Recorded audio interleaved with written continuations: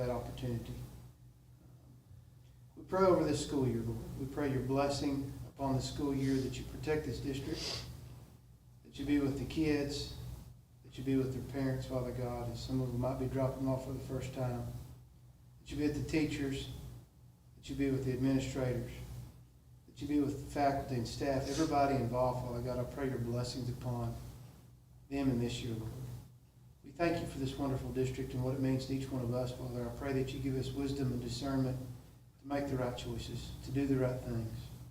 Father, I pray that we're a light in this dark world, Lord, that we sit upon a hill and that others can see you through us, Father. We love you and pray these things in Jesus' name. Amen. Amen. Good, Brad. Spoke. Taking us to church this morning. I have to sing a Hey, song. don't apologize. Yeah, Never never apologize. apologize for that. Okay. Desiree, you have everybody? Yes, perfect. Okay, this is our time for open forum. As usual, we are more than welcome to listen to feedback. We just can't answer any questions. Anybody? Okay, moving on to action items. Did everybody get a chance to look over the minutes? Yes. Everybody good? Okay, we'll go through them as is. And consent agenda. Catherine's been busy. She's had I a lot to know. do. She's on deck today. Just a little bit. It's August, it's so fun. Okay, so starting with bills, not a lot to point out. Of course, this was all of our July payments made. We did, of course, curriculum's been coming in, so there you'll see a large purchase, Amplify. That is our younger grades intervention resource there that we purchase. And then Apple, just a few lines down, there was a purchase to Apple for some student service supplies. There's going to be a few purchases like that throughout our bills. And I just wanted to point out, we were granted with some funds from Service Center that kind of passed through the Service Center, I guess, for special ed funds. And so we got to make some purchases. The ladies were able to select some items that were needed. And so that was really neat, and glad that we got to offset some of our costs for some things that we could use. So that was great. Okay, moving on. Of course, our payroll in July is down on page 8, just a little over $3 million. Just kind of where we've been sitting every month. And then everything else, again, there's some more student service purchases, but everything else, all the larger ones are bond related. It's most of our expenses these days. So starting on page 9, our Visa purchases start and go over to page 10. Anybody have any questions there? Okay. Moving on to our bond statement of activity. Again, reminder, we started with $186 million with interest and our arbitrage and the expenses as of the end of June. We started with $162 million. And then some large purchases, of course, roof repairs being done, and all the projects being done this year, and pay apps are coming in quicker and stuff now. So in July, we spent just right over $7.9 million for our bond expenses, leaving us with $154 million. Okay, moving on to cash. Overall cash at the end of July, a little over $25 million, which again, I know we've compared it to prior year several times, and looking good there. And we like that because, of course, that affects our first rating as well. We do have our bond payment that'll come out here in a couple of days, and that is a little under $4.9 million. So we'll reduce that, but it still leaves us in a really good position there. Any questions on our cash? Oh, and we still are, we jumped back up to 4.31% with Lone Star this past month. So we've been sitting at 4.30, so a little extra. When is that transition taking place from Prosperity First Financial? So it's effective 9/1. September 1. So Yes, is the effective date. Yeah, we have everything going. There will be a crossover, so this will probably look a little more busy for a few months because we'll want to make sure things clear, and we'll be still trying to make sure some other stuff gets handled before we do the full switch and turn off everything. But yes, they've been amazing to work with. They've been so good and patient with me as I've had a few other things going on, but we're getting there. Okay, revenue. Looking good on our revenue overall, a little over 54 million. And I was looking at just the knowns that I know coming in for our future, and that'll take us through July or through August. We have our TEA payments coming in August that are right at about 3.7 million. And then what they're anticipating are settle up to be right under 300,000. We have some expenditure reports we need to submit to kind of close out the year there, and some additional funds coming in, some EMAT that we get reimbursed for or we get that funding for our curriculum purchases. So when all of that is said and done, looking at a little over 58 million with that. Now that does include some insurance proceeds, but we will be sitting really good for our fund balance, hopefully be in a good place at the end of the year. And again, with our expense, on the expense report, we are in line to keep this under, or where we're adding to our fund balance by the end of the year, so where we are with everything. Any questions on those? Okay. Appreciate all your hard work, Cal. I make a motion, we pay some bills and spend some money. All in favor? Aye. Okay. Student code of conduct. Mr. Hagler has everything code of conduct. Getting bigger. State law requires school boards to adopt a district student code of conduct. Once adopted, it has the force of policy. Like previous years, during legislative years, there's some changes that are made. And so we receive a template from TASB, and we go through that template, and it gives us options of things that we can put in our student code of conduct. I get with the principals, specifically the secondary principals, because a lot of the major discipline issues deal with whether or not you have, ISS, if you have DAP, if you have expulsions, not so much that occurs at the lower grades. So I get with the principals. I sat for the better part of 2 afternoons with Ms. Radke a couple weeks ago, and we went through it with a fine-tooth comb. She asked a lot of good questions. She actually had me hopping for a while there, enough where I had to call our attorney a couple of times, and a couple of times she was with me. We just wanted to make sure we had everything in there, even from previous years, because this was her first year to take over the handbook. So she wanted to make sure everything was in there in previous years was correct. And we got some good advice from our attorney and made the appropriate changes. Also clarified it with the lower grade levels. Had a couple of short conversations with Karen, but like I said, there wasn't as much needs down there. So once we get done with that, we actually sent a copy of our student code of conduct to our Eichelbaum, to Tyler Ezel at Eichelbaum, to let him proof it, and he approved it. And so that's what this draft is that I brought to you today. 2 major changes, and that copy that you have is yours to keep. 2 major changes. House Bill 6 makes substantial changes to Chapter 37, including clarifying the length of suspensions, removing mandatory DAP placement for possessions of e-cigarettes, vaping materials. That's a big change. That's a repeal of what happened in the last legislative session. It was a required mandatory DAP 30/20. Is that what it was? Was it mandatory 20? What was the amount? They didn't give it. Okay, that was discretionary. And that was changed and repealed. Now a first offense for e-cigarettes is 10 days ISS. Now, if there's a second offenses, third offenses, you can get to the DAP, but that was the major change as far as discipline. And the other second major change you'll see in there is House Bill 1481, which mandates that school districts and open enrollment charter schools adopt a written policy prohibiting students from using personal communication devices on school property during the school day. We already had that at the secondary level, but now it's the secondary and the elementary. And so Mrs. Berry had provided guidance to the elementary levels. The one option you had in your student code of conduct was, as a district, are you even going to allow students to bring them to school? I don't know of any school districts that chose that, and your other option was you can bring them, but they can't be on and being used, and that's the one that we chose, that you can't have them during the school day. So that's what you'll see in your student code of conduct. So that was the main 2 changes that I need to visit with you about. Just be aware that everything that's in this student code of conduct supersedes anything that's in the campus handbooks. It does have to be approved by you guys. Once approved, we'll have it posted on the webpage by tomorrow before school starts. And then I have to give a hard copy to all the principals, make sure they have access to that in their office.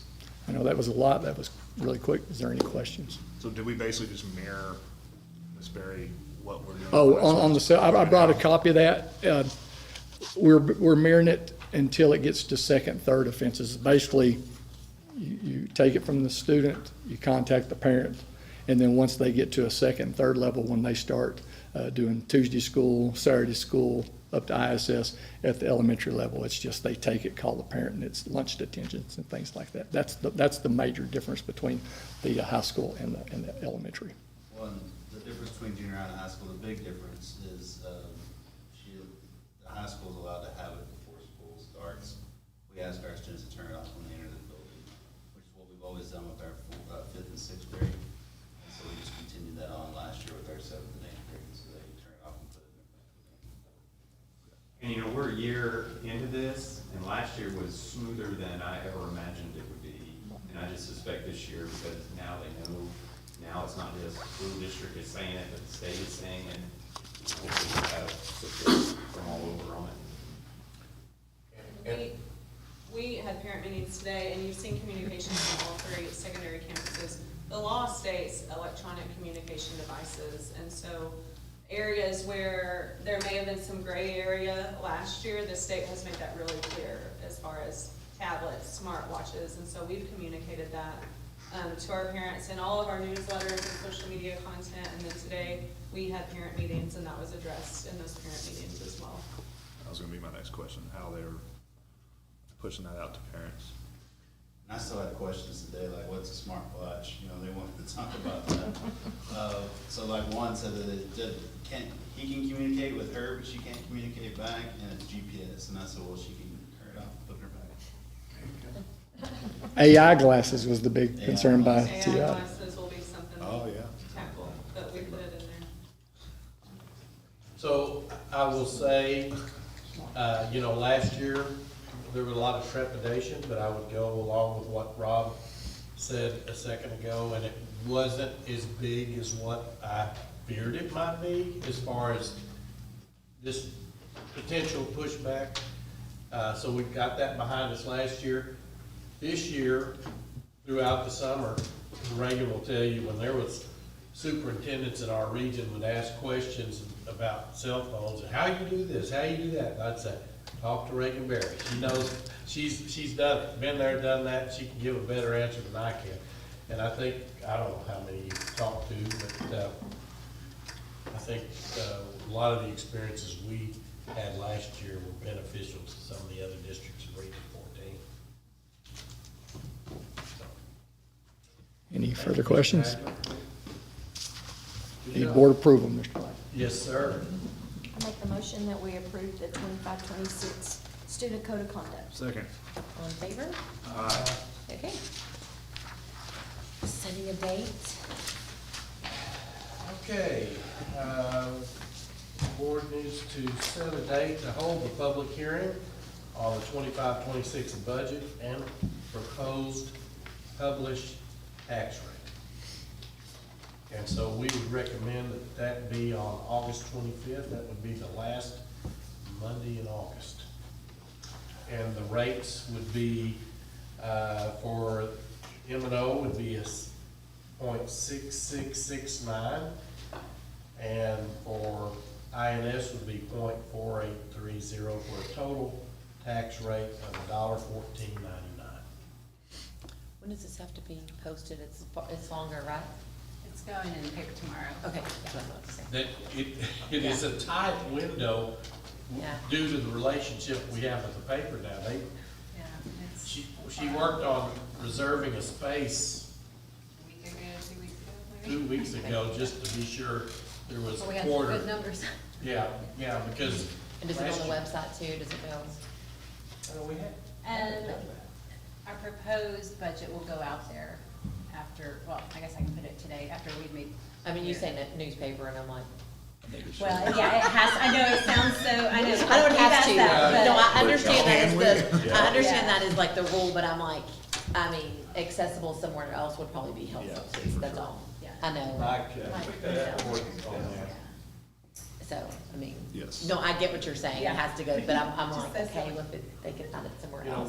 we're always trying to be sure we follow what the rules, Yes, laws yeah. say. Uh-huh. And I'll say this, there's a lot of times it's difficult. Last year, we really were sweating it. And now we got it done, Yeah, but okay. they were pushing us, Sure, it's a bigger pushing window. back and saying, we can't get it in there before. So you have to be 10 days prior, is that, yeah, 10 days prior. We're not local anymore.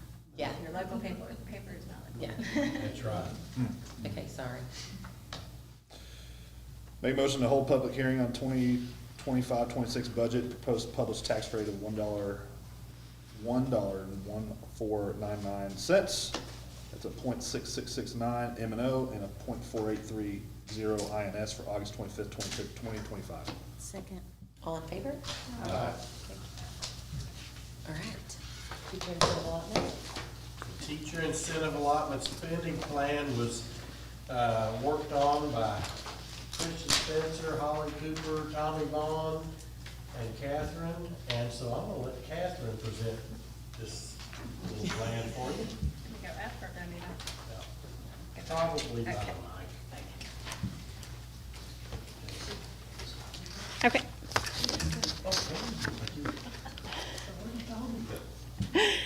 Okay, looking at our teacher incentive allotment, how we're going to pay that out is what we need approval on. We are giving 90% of that directly to our teachers, and that's going to come in 2 payments to them directly in May and August. And there'll be 50% each time on that. But again, that'll be 90% of that total they're getting through TIA. Is there any questions with that? How does this need to read though? What does it say? the allotment spending plan. Yeah. Yes. Proposed. Proposed, yes, exactly. Yep. To approve the proposed teacher incentive allotment spending plan. All in favor? Aye. All right. Next one. A resolution to declare good cause exemption. All right, Mr. Benson, it has our information about the good cause exemption for House Bill 2. Yeah, 2 years ago, actually in September 2023, after the 88th legislative session, House Bill 3 required that all school districts, in order to be compliant, either had a uniformed police officer at each and every campus or some alternative plan and adopt some type of resolution. We did at that time.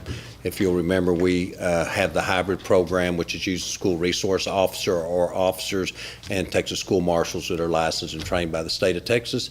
House Bill 33 in this last session was a cleanup bill to House Bill 3, and so that requirement said that each year school districts would readopt that resolution.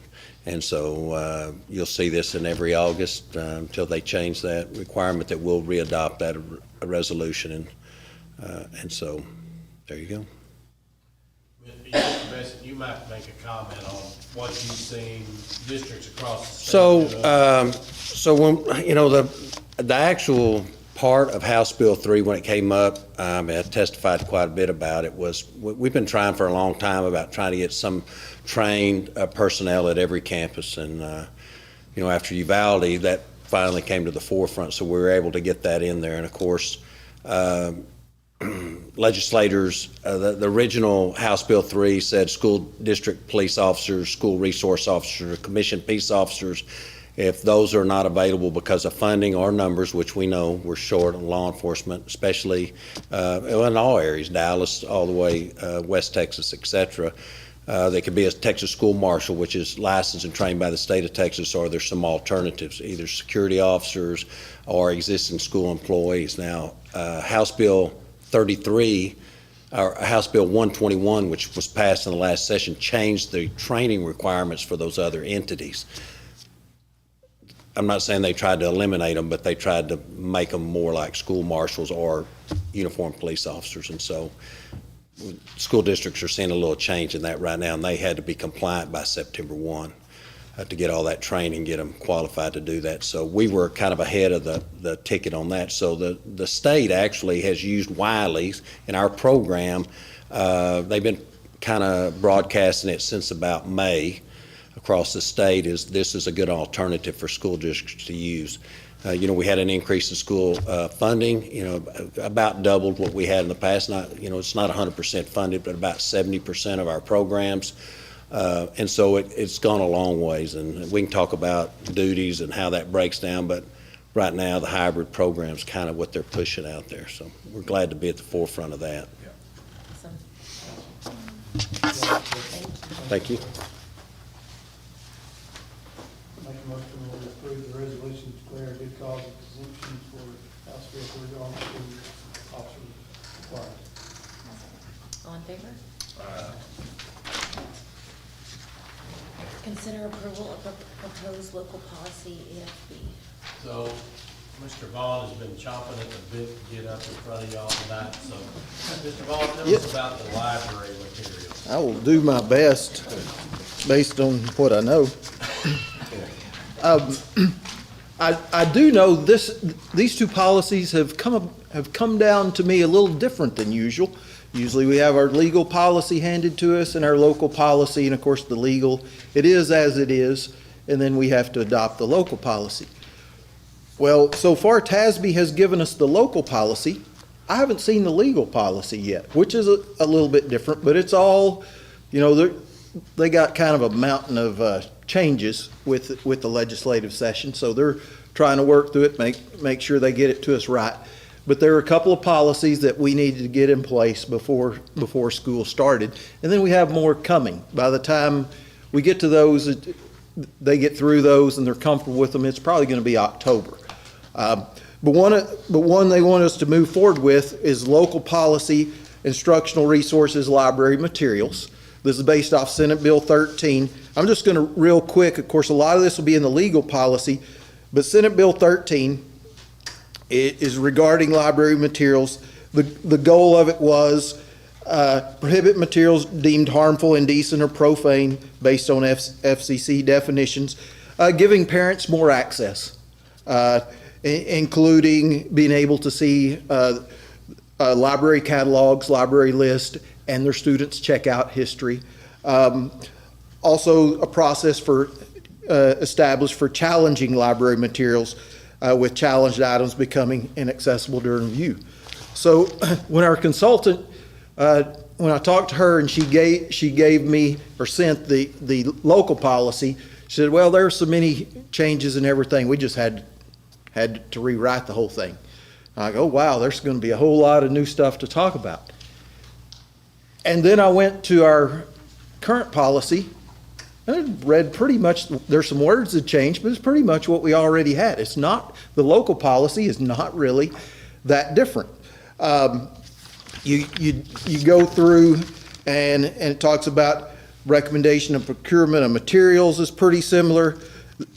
The biggest thing that I notice is a couple things is ultimately at some point you guys are going to have to give your stamp of approval of what's in the libraries. And then the other thing, when it talks about the challenge process, in the old policy, that was a reconsideration process. But it reads pretty much the same way. There's an informal challenge process and then a formal challenge process. And then if it goes deeper, you establish a committee to challenge. But that's what we already had, and this is just now called challenge. So the bottom line is the local instructional resource materials policy is not that different than what we already had. One was, they're kind of long. One was, our old one's 6 pages, and this is now 6.5 pages. So it really, from a local standpoint, is not that different. And I would say that Mr. Vaughn, as we were talking about it, a lot, it's similar to what Mr. Bessett said about how we've done with our school marshals. We kind of had a lot of things in place that seem to be the direction that the state is going with legislation. I think a lot of the things we were doing with our library materials and so forth, we already had access for, the materials, and parents had a avenue for, questioning those materials as well, so. Yes, and this is really has not been an issue for us because we've taken a very conservative approach. And so we haven't really had those problems that I'm sure you guys have seen on YouTube videos and stuff of places that really have some pretty wild stuff out there. We try and make sure we don't have that.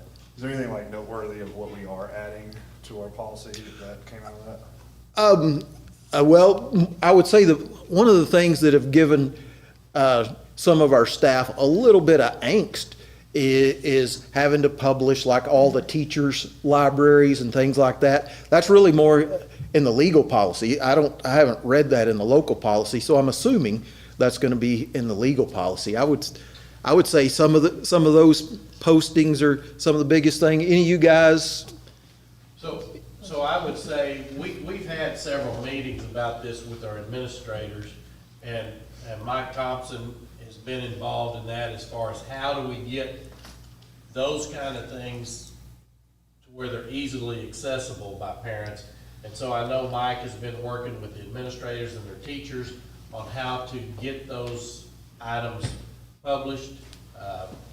Again, Mr. Boone, I know, was his librarian, Jennifer Greeno, is really involved in that. She's taken a proactive approach, and Good plan. yeah, I think all the teachers were ahead of the game. We didn't expect them to be ready when we had our first meeting in July, late July, and principals were coming to the table saying, our teachers have already scanned their books, and they've got these apps that some are free, some cost a little bit, but they were putting them in place, and then we just had to interface their information with Mike. I don't know, Mike, where are you with?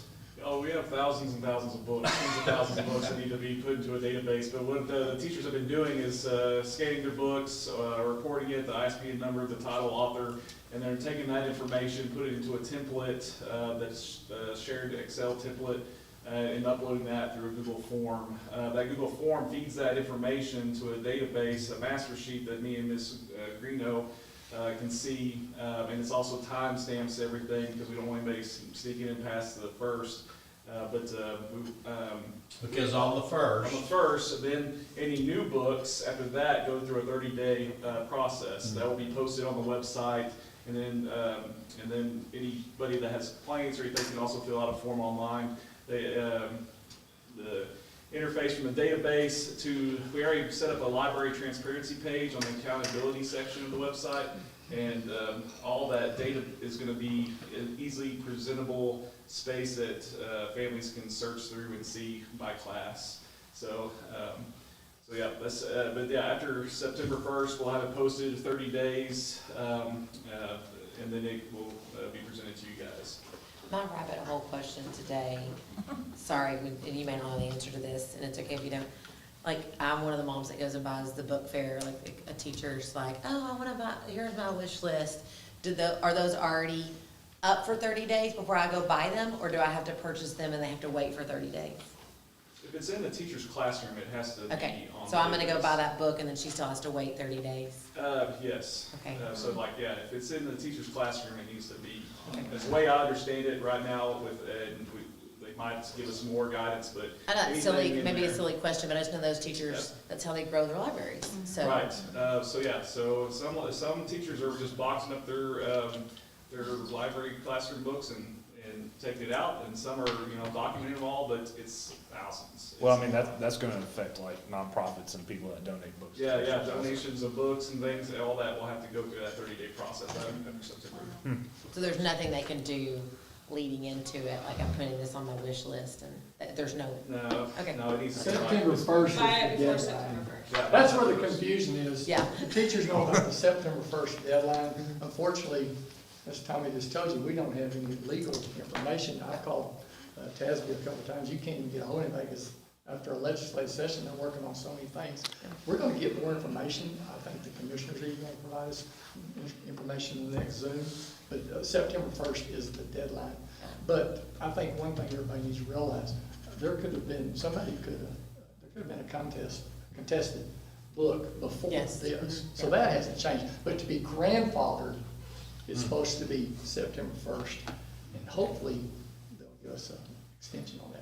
They have in the past on other things. Sorry, that was- All right. No, that That was question rough. has come up when we're talking about like book fairs. Yeah. How's that gonna look? Yeah, audiobooks, magazines, all that stuff Okay. is kind of gray area. Just waiting for more guidance. It could stunt the growth of some classroom libraries. Yeah. You know, And books go into quarantine. I know. for 30 days. But what we don't want to have happen is teachers in box notes, so they don't have to go I through know. the and I've heard the same thing. But I think if we get a little more guidance and we can share with them, even if it is September 1st, we've got a little time left, not a lot, but a little. I hope that's extended. So most of the questions are actually on the legal end of the policy that we really don't have any control of anyway. So we've already had a plan established for it used to be called reconsideration. So we have a challenge plan, and that's one of the big things that we're supposed to develop locally is a challenge plan. So it's already pretty much in place. So I appreciate all the help with this. So there are definitely questions out there. It'll shake itself out. But fortunately, the big concerns about inappropriate stuff, that just hadn't been an issue for us. Next policy, of course, this one is due to no cell phones. Of course, we were kind of fortunately 1 year ahead of this, and so this is not going to be that hard, I believe. But the policy changed because right at first you can see there on page 32 in blue, a student shall not use a personal communication device. That wasn't in the policy before. We'll follow the guidance of Student Code of Conduct, which you guys just adopted. And one thing you see on the fourth paragraph, we're not going to dispose of their personal communication device. We feel like that could create some issues for us. So they'll find a place, each campus will find a place and, label those things and hold on to them, but we're not going to throw them away.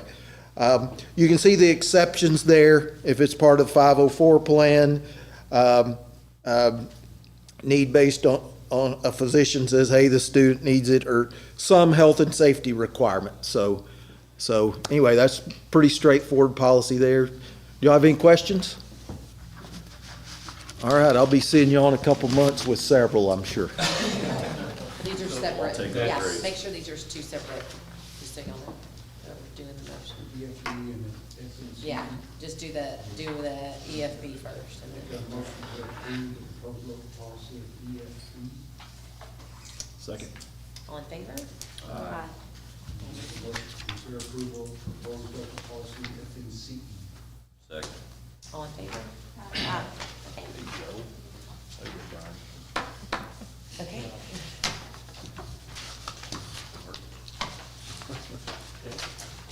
Star results. Star results, Mr. Hager couldn't wait to get back up here, he even was up here a little bit during Mr. Ball's presentation.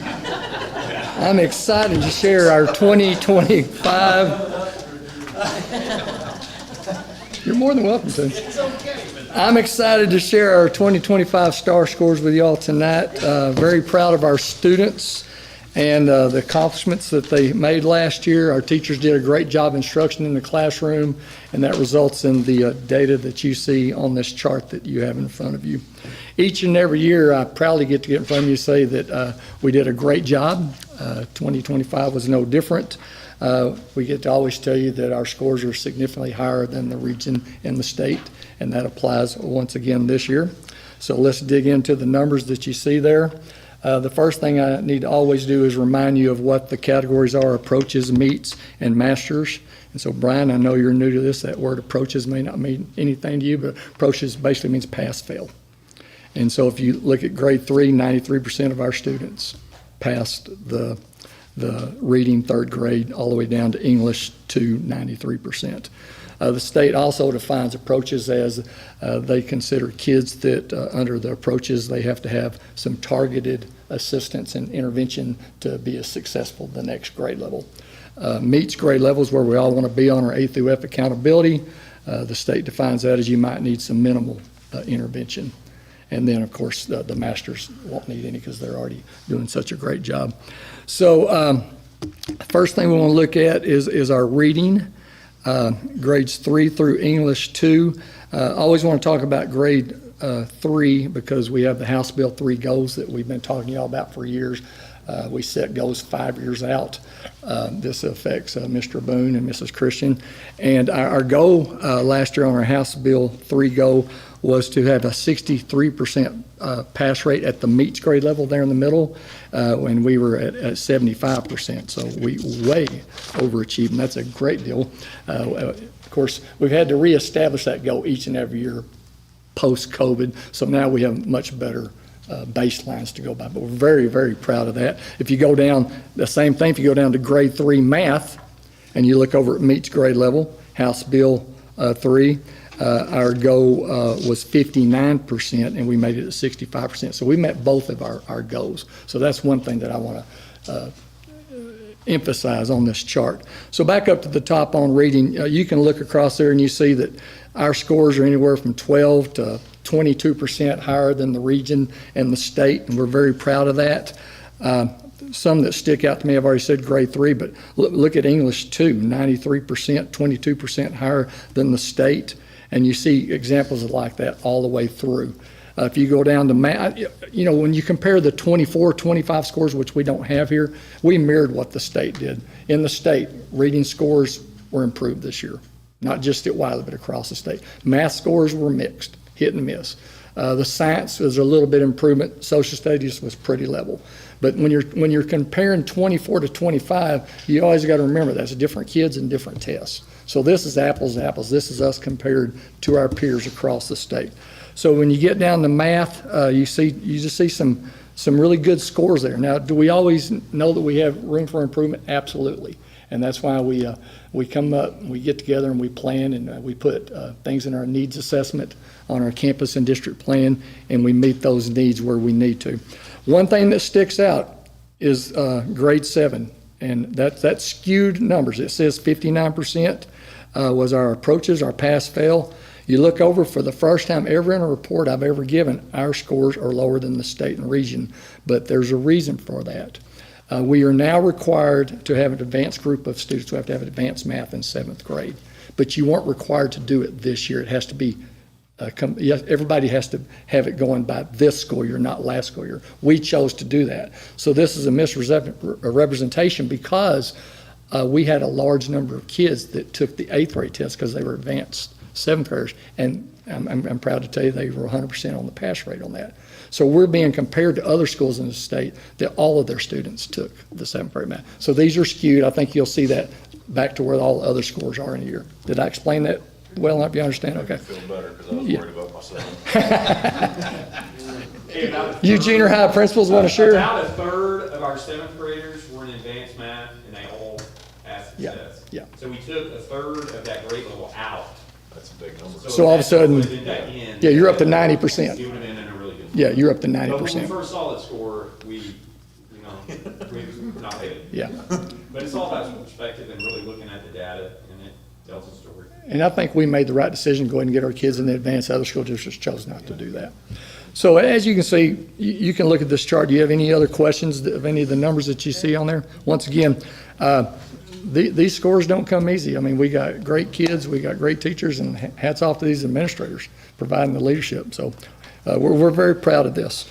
So what do we do with this data? If it's the scores that we like and are good, we look at that comprehensive needs assessment. Let's keep using the same resources, keep providing the same instruction, and roll with it. The ones that we think we need improvement, we changed resources. I keep bringing up Loman. Loman is like the most popular resource out there right now, and we purchased it to help us with our STAR score. So that's why we did that. But of course, it benefits the grades and the tests that we were doing well on, but we still think it's a great tool for everybody.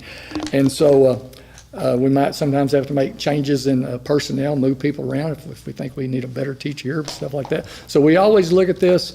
We're just starting on our I've been working on the district plan all summer.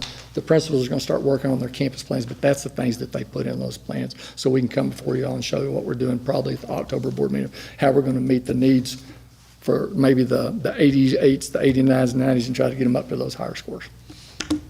Any questions?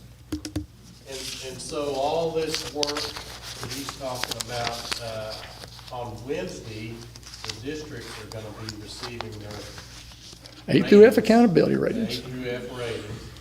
and they'll be public They Friday. go public, and that's for this past year. This is the first time in a long time we will be, I guess, what you call on cycle. There's no litigation so far. Yeah, you know, COVID just changed everything.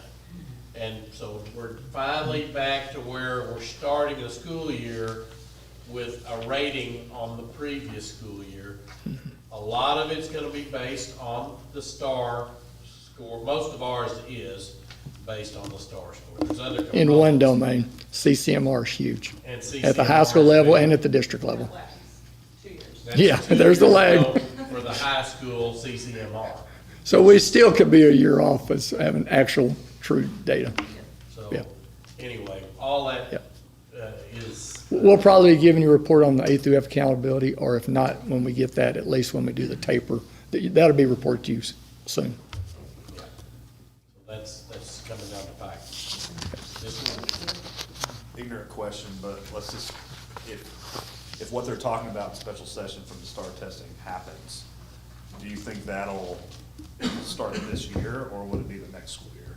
I think it would have to be the next school year. Right. I have seen that statement made that it would be for the. The commissioner has I mean, stated makes that. sense, but I want you. The commissioner has stated that, it'd be the next year. You know, we were talking about TIA earlier, and other schools are already in it, that would mess all the TIA up. Yeah. That's one, Makes sense. that's one of many things that would cause some stress, Yeah. hardship. Any questions? Thank you for all you do. Thank you so much, Mr. Wagler. Okay, bond projects. Bond projects, just a real quick view of that. New elementary, progress on all fronts. They've got the metal studs going up in the interior, electricians, plumbers, brick masons. That's also going on at the ag building at the high school. At the high school, the roofing is not complete. It looks like about 3 weeks into the school year before they're complete, but I know that's a challenge with a lot of things that they're doing as far as where the materials are. They're supposed to be getting that out of the way by They're pretty much out of the way. Did they It's not get out pretty, today? but they're pretty much out of the way. Okay. And so we're looking to start the band hall expansion very soon, and then they'll start the expansion of the athletic area and the gym as well. Tennis building, the parking lot drive was paved today, and which helps us with our bus traffic. Also, the staff use that back parking lot as well, so that's big to get that done. The remaining parking lot will be paved within 3 weeks, I believe. West Junior High, the track, they have been working on the base material. They've been rolling that and compacting it. The next phase of that track is to come back and pave that. And they have very high standards at Paragon. Mr. Besson and I were out there talking to them. There's only one contractor in the state that they trust to do it, and they've gotten backed up because of the weather, the rains around July 4th, the early rains in June. It looks like a week away. that Well, they start thought they that. might get them Wednesday at one time, but I don't Yeah, know where they're at. he threw out Wednesday, but then I think when it came push to shove, he said probably next week. Yeah. Aaron, are they gonna be able to use the playground in the back for recess? Yes, we're working on that. I think our understanding is that it's secure. Yeah, yeah, we're gonna, by Thursday, but we were backfilling, they were backfilling today and cleaning up the construction mess back over there, so, I I think you can get to it right now. I think You can get to it, there is a pile of dirt there. Yeah. Which is not necessarily in the way, but there is a pile of dirt there, and then there's the concern of when they were gonna be bringing trucks in and out with construction still and safety. That's gonna be going on for We're a gonna work while. on trying to get them to the playground for recess, cause that's a big deal. And then walking home, I'm assuming we're still gonna be able to use that, Yep. Sidewalk. It's just My not understanding, Be necessarily secure, I mean, whether they're outside the secure area, when they walk home anyways. yeah. Yeah, when they walk home, it is, that's right. I The think fencing, we it's- should be, good to go by Thursday. I don't think we'll have it Wednesday, but we've got provisions made for that. But they were cleaning up today, trying to make it safe around the sidewalks and stuff. And the secure fencing, I think, is gonna be through by noon tomorrow. They're starting a little bit earlier tomorrow, is what I was told. That'd be nice. Yeah, we gotta have that done. The roofing is still, closer. Did they move some of the gravel out in front? Not today. Not today. I saw the gravel out in front of the building too has been moved. They've put it all on the roof, but there's still a lot of gravel in By front the of gym. where we drop all the students off in the morning, so. Okay, well, I called them today, but, okay. That's All right, so, got some work there. HVAC controls at the junior high are, Still working through that too. We have some coolness and some like over like 55 degrees and then some are like 80, so I think they're working on the programming and stuff. Most of building 1 seems to be very cold and most of building 2 seems to be fairly warm. okay. Well, I think they're working through the night. Yeah. So it's gonna be ready by Wednesday then? Yep, that's what they said. Okay. That's what they said they're gonna be ready. So they are running even in building 2, but their control is I think it's not. more a control issue, yes, sir, than trying to computer program with everything, is my understanding. Is that the same with you, Mr.? I'd say that's the same. We don't have control yet, because they're still working on some things, so I'd say 80% of the rooms are working great. They're trying to troubleshoot where the issues are. Once they set the controllers, then sometimes the issues are our HVAC system, if the damper's out or something. So they kinda gotta get through that and go from there. Getting closer. I'm telling you, they worked all weekend. I went up there 3 or 4 Yeah. times this weekend. They were in my building. And they were working hard this weekend, and so, they're working. As they should be. Yeah, they Running out of time. So like, I have to picture this, so you're saying that like we may bring kids to school on Wednesday and like there's some rooms that are gonna be 80 degrees? No, I don't Oh, think I thought that's what you were, I thought that's what the, Well, I mean, No, like, we don't have control, like, because the rooms, it's not like in the summer when there's no air, right, and you're gonna have a 90-degree room. uh-huh, Room next door may be working, so you can still, you're getting cool through. But, they're just trying some are to. colder than others. Some, like, and we Okay. haven't been trained, like, one teacher hit it too high, and she got it on heat this morning to start to beat the teacher, and when, yeah, we we're not told yet, like, if you go 3 degrees above, it's gonna turn this on or that on. okay, They're working. okay, I'm gonna tell you, from Friday to today, it's a big difference. okay. So we got 2 more days. day and a half. Day and a half. He's optimistic. Yeah, where's the We'll house? be watching our email Well, line. through the night. Yep. See, one day. Okay, Dave, one day. They're probably still working right now. Okay, Yeah, we think. I'm telling you, they're hitting it. And, well, we just had 2 sessions of 800 people in the building, and, Yeah. you know, yeah. I was just doing my normal sweat that I do any time we have that many people, so it wasn't, it was okay. Okay. The, West Elementary summer, Lisa's not here, but, basically the same thing. They said Yeah. they had, the center section of that building that they were working on, the controls, everything else they said was cool. 8 rooms, I think, Yeah. is what she Well, told they me. went from 19 to 8, so they gained some ground. And they're about through with their roofing. Yeah. I And think, plumbing, I I think, guess. Mr. Boone, your campus is actually closer to being finished, according to Barr. You don't think so? He told me last week 20 days. Oh, that's. So I'm counting about 13 days now. Okay, I thought he said 20. What did he tell you something different? yeah. Depends who you talk to. Last Tuesday morning, he told me 20. Okay, so the building is accessible. Is that a, Did you see it today? I didn't get over there today. is it Yeah, it's accessible? things. It is, yeah. We have some parking lot areas blocked off. We are getting in the building. They're working in the front right now. So they've got those trucks in the front right Okay. now. There's a fence. We've got a door open. Yeah. Get Okay, in there.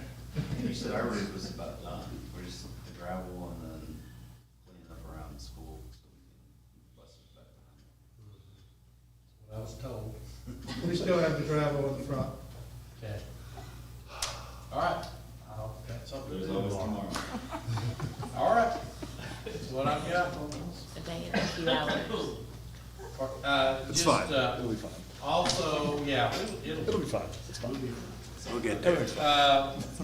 Just before we break for executive session, just, for those of you who don't know, Phil had one of his staff members, Sarah Hayes, her husband passed away yesterday unexpectedly.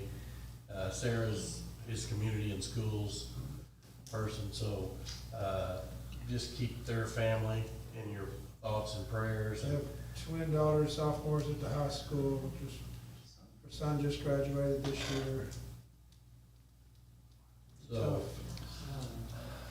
Does she need tough anything? situation. I know they're rallying the troops and, so. Is there anything we can do, Mr. Benham? Just, She asked for prayers. okay. Our maintenance worker that has been out. Ruben? since- They gave him less than a week today. But he was really struggling last year. Yeah. He's fought for about a year.